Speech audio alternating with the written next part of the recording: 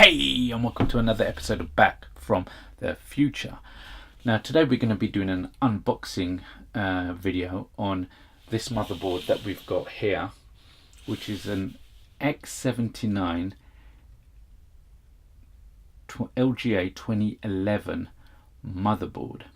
Now the story behind this is at the moment my editing rig consists of a 10-year-old hardware. So what I'm using at the moment is an Lga 775 dual core quad processor from back in 2009, and to be honest, it's running great. It's got 8 meg of RAM, it's got an SSD, and it edits fine. But I realized I kind of need to up my game a little bit and get something a little bit more powerful so it can handle After Effects, and again I'm using Premiere, and hopefully I want to do more adventurous stuff with the computer. Also, I've been shooting a lot of stuff with my action camera, and the whole thing with the action camera is when the footage goes into the computer it's kind of bowed, and in Premiere you can straighten the picture out so it's square instead of having that wide angle bonus to it. And the thing is, when I do that on my regular PC, the CPU can't cut it. It can't cut it. It's not fast enough. So I thought, okay, I'm going to be up in my editing game. I'm going to be doing a lot more fancy stuff with my visuals, but I need the hardware that's going to be able to allow me to do that. So I looked on the internet. I thought, what is the best budget hardware that I can put together to get my rig up and running to do what I want to do? So that's why I've decided to go with an Lga 2011 motherboard. Now the whole thing about it is usually these motherboards run into 200-300 plus upwards, even up to 600 quid for a dual motherboard, dual CPU motherboard. But with this one, what they've done is it's actually an unbranded board, and they've got basically in Shenzhen they've got off-the-shelf components to put this motherboard together for it to run a 2011 CPU. They've done a lot of shortcuts and stuff, and they've added bits, and it's almost like a Lego component motherboard.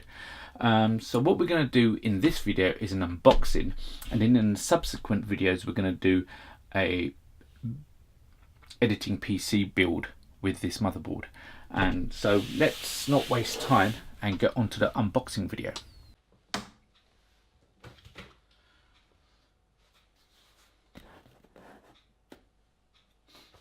Okay, so this is basically how the motherboard arrived in this very cheap looking generic box.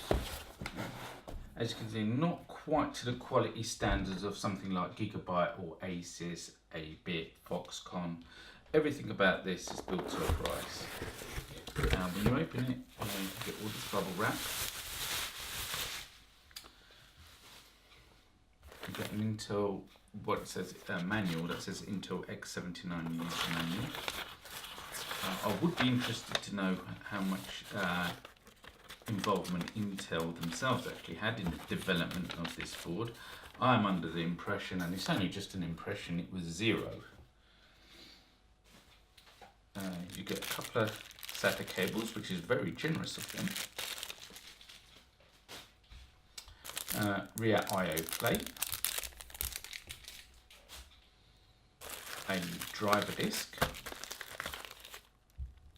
This is version 1.37. Okay, let's get the guts of this. Comes in a static bag, which is very nice of them.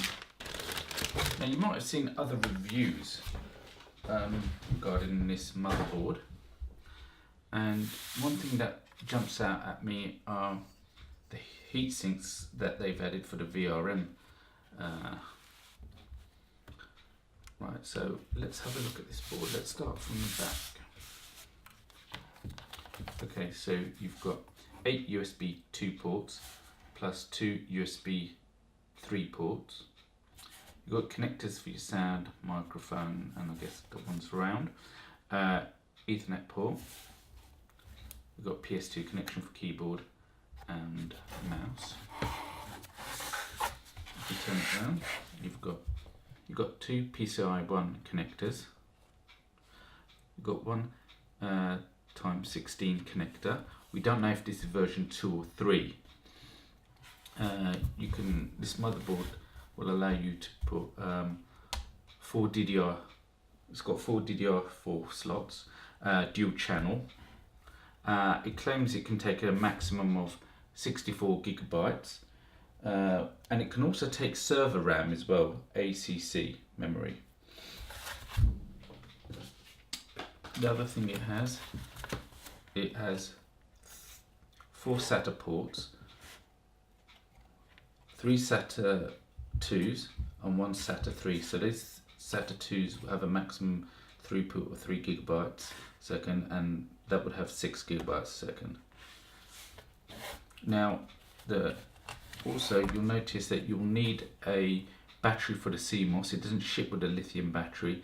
That's probably because of restrictions in being able to ship lithium batteries. They don't really allow it or like it.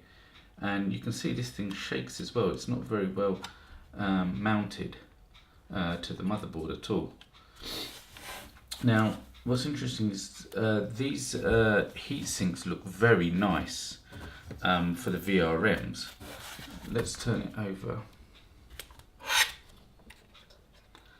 But if you look at that,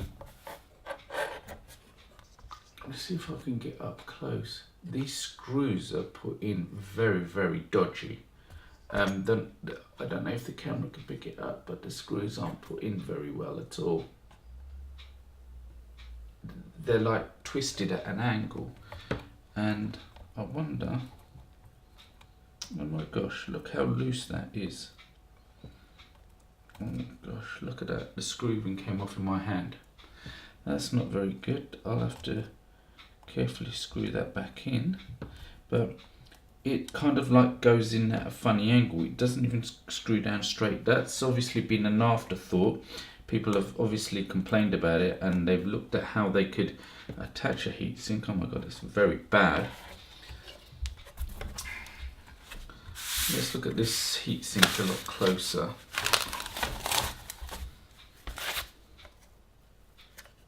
How well is that attached?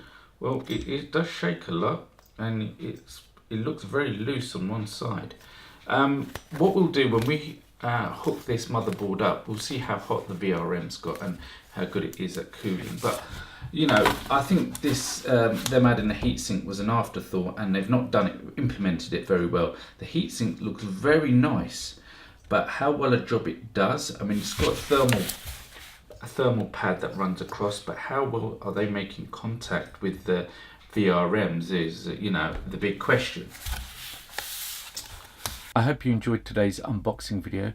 Please look out for the future video in which we build a video editing rig from all these parts, including an X79 motherboard and an E5-2620 processor.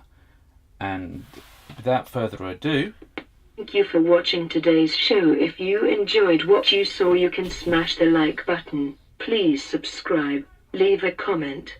You can also join us on social media, Instagram, Facebook and Twitter. And I'll see you in the future, if there is one.